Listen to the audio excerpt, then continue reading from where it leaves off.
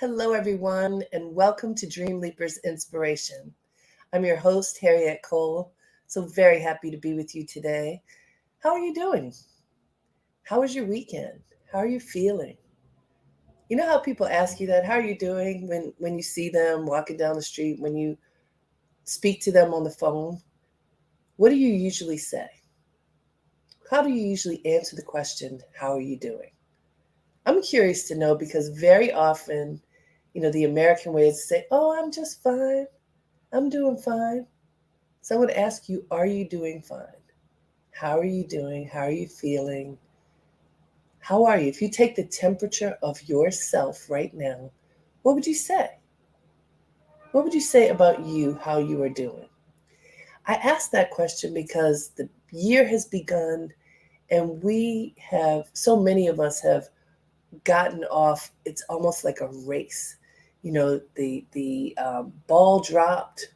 It's almost like the gun for a marathon got shot, and we are off to the races, running, running, running, running.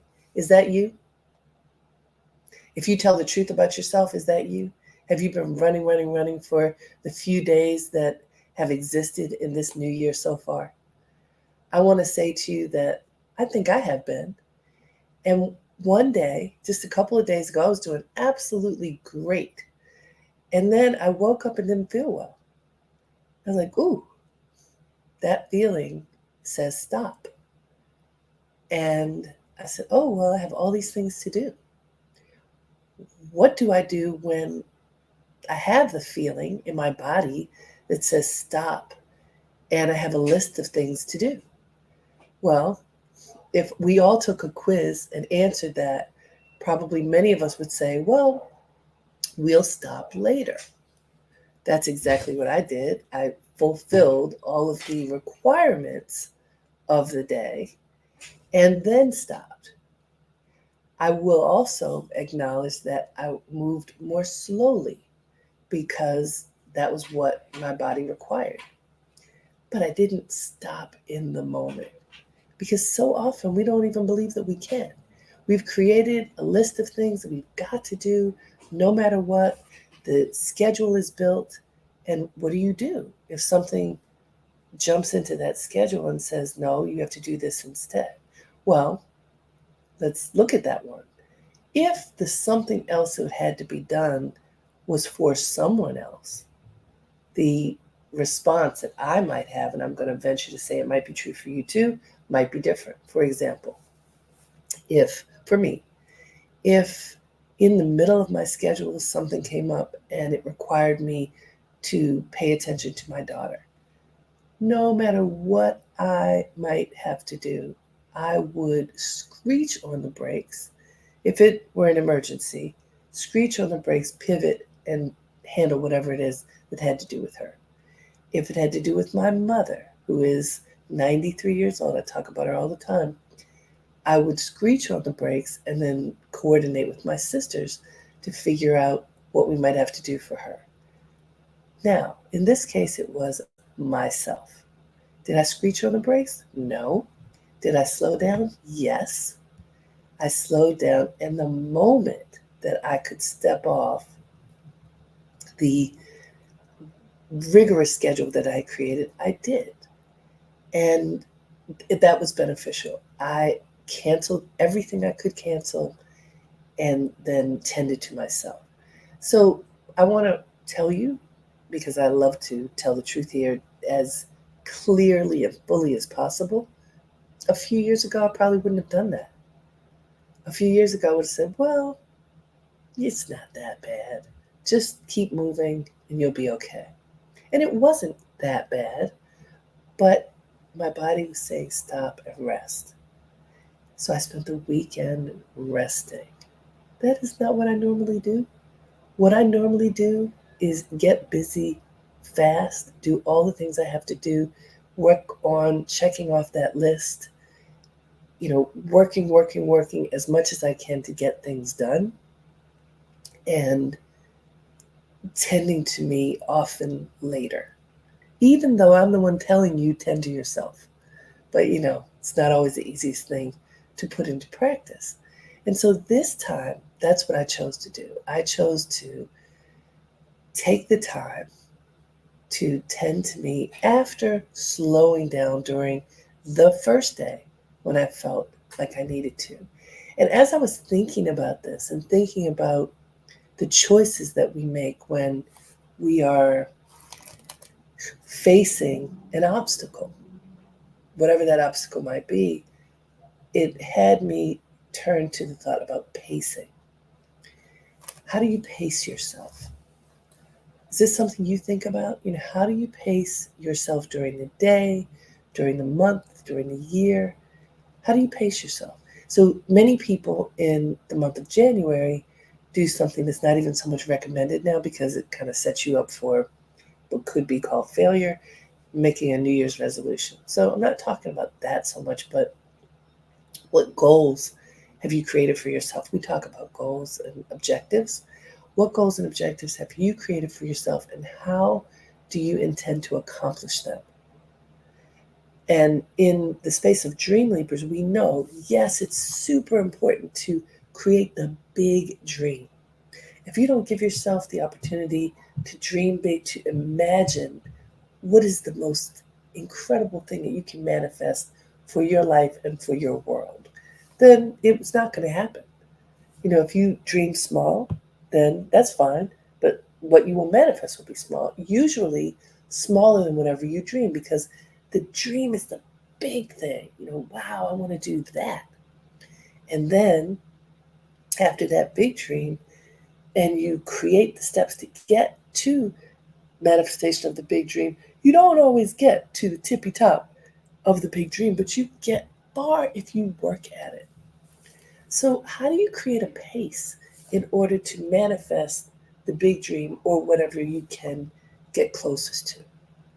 What is the rhythm that you create for yourself so that you are able to accomplish what your heart tells you that you're meant to do, what your spirit is driving you to do, what keeps you up at night? Yeah, I've got to do that thing.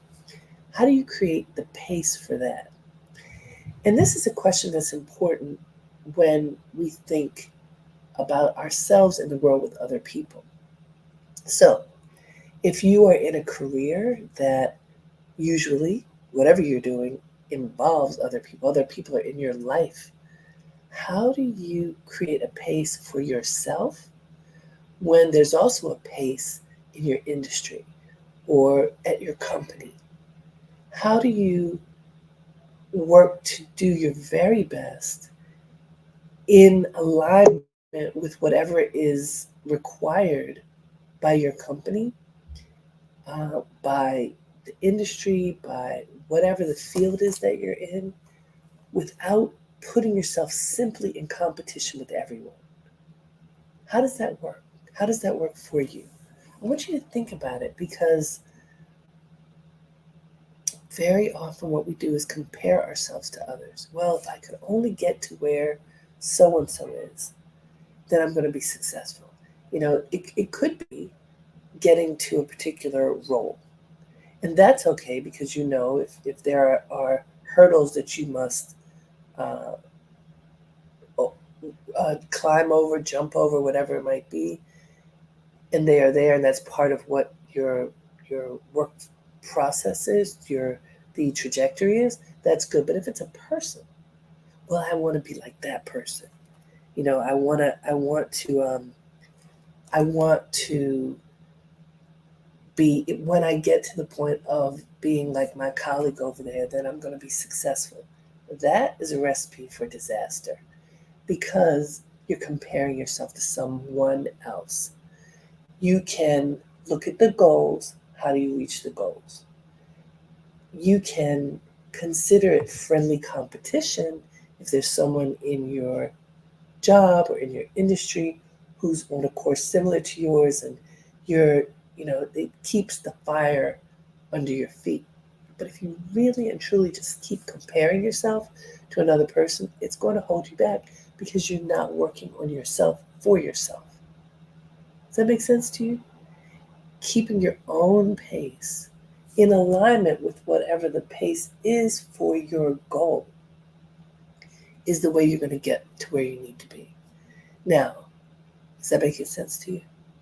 I want you to think about it because so often we put ourselves in competition with others, and it can be fierce. Like you can feel like you dislike someone strongly. You can even hate someone because that person's standing in your way. If only that person wasn't there, I would be able to reach my goal.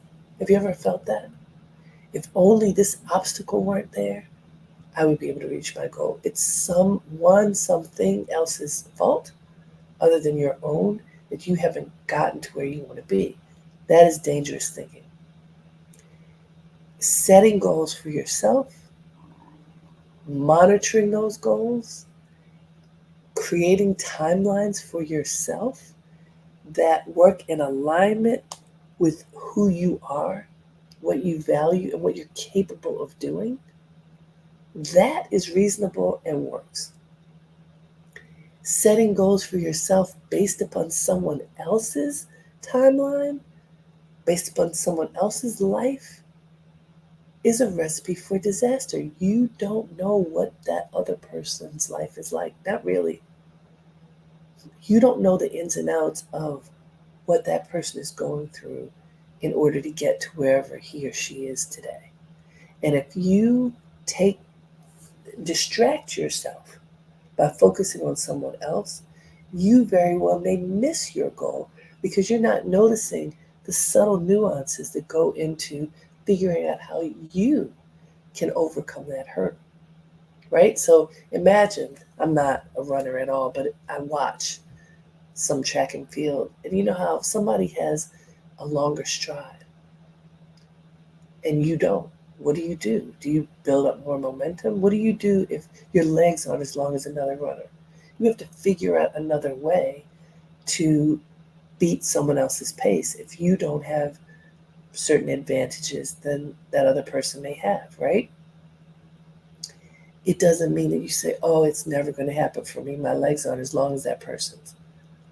It's never going to happen for me. I have less time to practice because I have a family. It's never going to work because you could go through a list of why it's never going to work.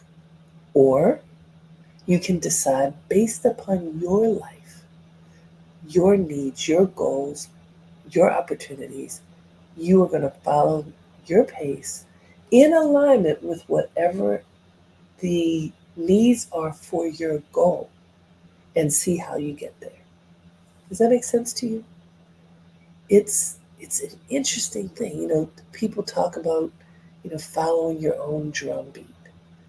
And usually when they say that, they're talking about the person who's wildly independent, who is unable to fit into any particular mold. It's usually like the offbeat person, the musician, the artist, the creative. It's not usually the person working in a defined business structure. But I want to say it could be. The walking to your own drumbeat does not necessarily mean that you can't fit into an environment that has structure. And I think that's important for us to think about because many people who are part of my community do work in corporate America, for other people, are not just independent creatives, although many of us are that as well. So if you work somewhere else and you have a pace for your job, your work, whatever it might be, but also you feel like you have your own heartbeat and way of being and way of working, and you try to figure out how to mix that into this other beat,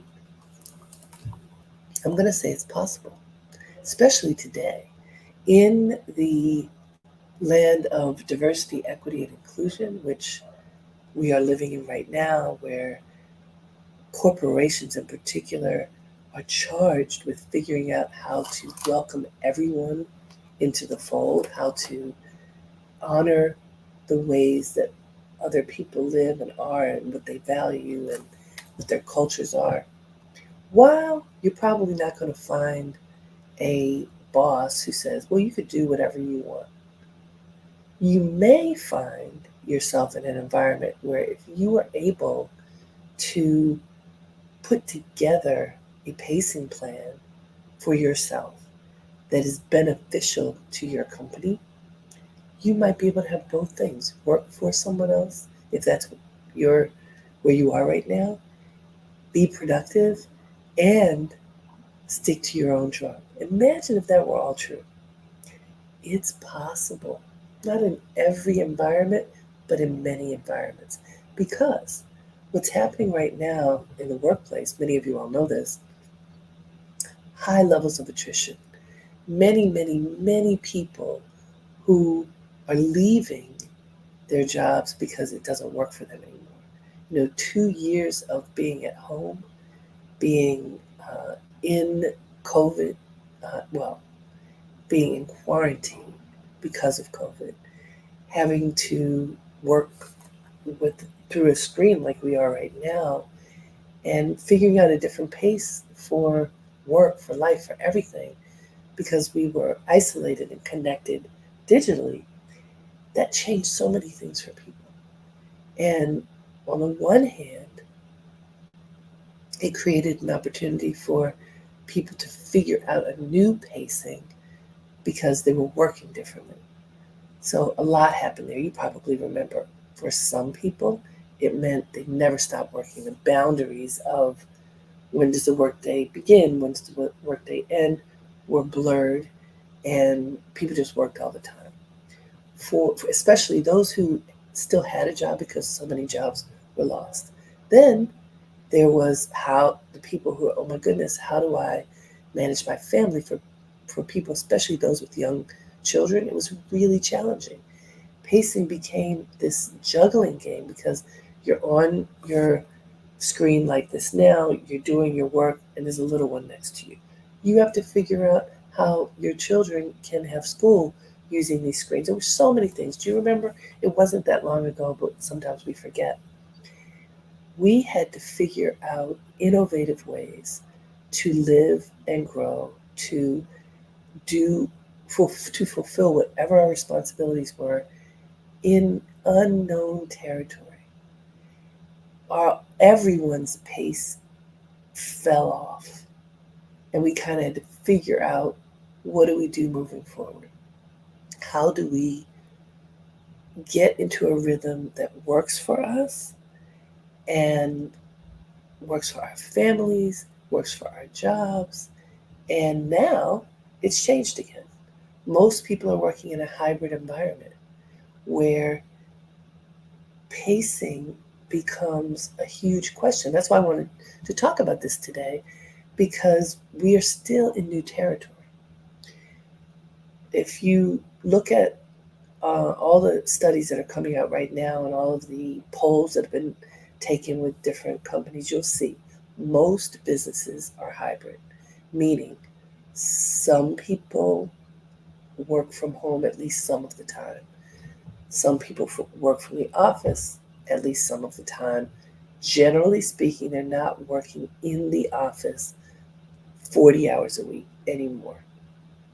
So the pacing is different. How you spend your time, where you spend your time, the frequency and style of meetings, all kinds of things have changed. And they're still in flux. So how do you find your pace in the midst of change? This is an interesting challenge that many of us have not figured out. Yet, it's essential to figure out some kind of pacing that works for you so that you can be productive, so you can be healthy, so you can find a balance. You can determine how you do whatever your work is successfully, and you take time for yourself. Challenging, right? Absolutely challenging and doable. And it has a lot to do with, first, recognizing what works for you, and second, recognizing what is required and what is hopefully working for your company. It's a balance. Can't just be what you want. You have to pay attention to where you are and where your responsibilities lie. But it really does start with you. So I found, as I was looking for quotes, I found one I want to share with you. And this one, I think we've addressed this a bit, but I want to go into this more because it's really about you first. So it says, if a man does not keep pace with his companions, perhaps it is because he hears a different drummer. Let him step to the music which he hears, however measured or far away. This is from Henry David Thoreau. I love him as a philosopher. He stepped off of the treadmill of life, so to speak, and went to a place called Walden Pond, and he wrote a book called On Walden Pond. And so he took time away to figure out what was important to him. He stepped off of his day-to-day, which is sometimes important for people to do. But let me read this to you again. If a man does not keep pace with his companions, perhaps it is because he hears a different drummer. Let him step to the music which he hears, however measured or far away. That's sort of a part one of this thing that I'm talking about now. First, you have to figure out, who are you? What's your pace? What matters to you? That's first. So that's like what Thoreau did. He stepped off. And this is kind of what this is saying. If you're going to figure out what you're hearing, what your pace should be, sometimes it requires you to step off. So here's the quote again. If a man does not keep pace with his companions, perhaps it is because he hears a different drummer. Let him step to the music which he hears, however measured or far away. All right, let's look at that. That is step one. That is you pausing. That is you pausing and listening. Pausing, listening, and meditating. What does your heart tell you you're supposed to be doing? Like I said earlier, stop comparing yourself to other people. Compare yourself to yourself. Figure out, what are you supposed to be doing? Are you doing what your heart wants you to do, what your life tells you to do? And how can you get in alignment with that? He says, if you are hearing a different drummer, listen. I 100% agree with that. And what do you do if you're listening to that drummer and it's telling you, what you're doing doesn't make sense? What you're doing needs to shift. He says, let him step to the music which he hears, however measured or far away. In order to hear that music, you have to be quiet. You have to listen. Listen closely to that inner voice. What is the voice saying to you? I highly recommend that you read On Walden Pond. It is a wonderful meditation that will guide you to a quiet place where you can assess and reassess. Where am I? Where am I headed? What is my pace? Does it work for me? The pace that I did have, is it good for me today? Also, like I was saying, for me, this past weekend, I had to slow my pace so that I could heal myself. Do you ever find that you're like the music slows down? You need to go a little slower. You need to pause. There's a pause in the music and you need to just be still. What happens for you? Do you ever listen closely enough to hear? So it's an interesting thing. Thoreau is saying, listen to your drummer. Listen to the music, even if it seems far away. The only way to hear that is to be quiet. What I do is meditate so that I can hear it. Once you hear it and you take it in and you recognize that it's a message for you, then you decide what you're going to do with it. Sometimes what you're going to do with it can be extracurricular, can be a hobby, can be something additional to your life that is going to add tremendous benefit to your life. That's awesome. Sometimes it is going to be a sea change. You may realize, ooh, I no longer can afford to do whatever it is I'm doing 8 to 10 hours a day, meaning your work, whatever it might be. Sometimes that music inside, that voice inside says to you, time to pivot. And if so, I recommend that you make a conscious pivot, that pivot helps you to turn in the direction of your heart and soul. Not an erratic pivot, a conscious pivot that you have thought about, you've planned, and then you take conscious steps forward. But notice I said two different things. Sometimes it could be extracurricular. Like I know people who have chosen to take up crafts, to take up hobbies. And we used to do that. I used to do that so much when I was young. So many people, you learn in school as a young child how to do lots of things with your hands, to be super creative. And for many of us, we sort of forget when we get older and we're busy and don't think that there's time to work on whatever those crafts may have been. Maybe the pivot, in pacing for you, the slowdown, maybe it's it's extracurricular, maybe it's a hobby. Maybe it's joining an art club, joining a film club, joining a horticultural club. I don't know. What is interesting to you that helps to create a different kind of pace in your life? For some, for some, it's a huge change. For some, it's there's this voice that says, wait a minute, I'm supposed to be doing something else. An example, my niece went to college for communications, worked in communications. She's still new in her career too. But her heart and soul have been telling her for years that she wanted to work in the beauty industry. And after completing her education and you know, trying on the career that she had put herself in, she said, I really want to work in beauty. And so she went back to school, got an esthetician's license, and is working in beauty and is happy and is working at her own pace. And by the way, making more money than she would have been making, than she was making in the field that she went to college for.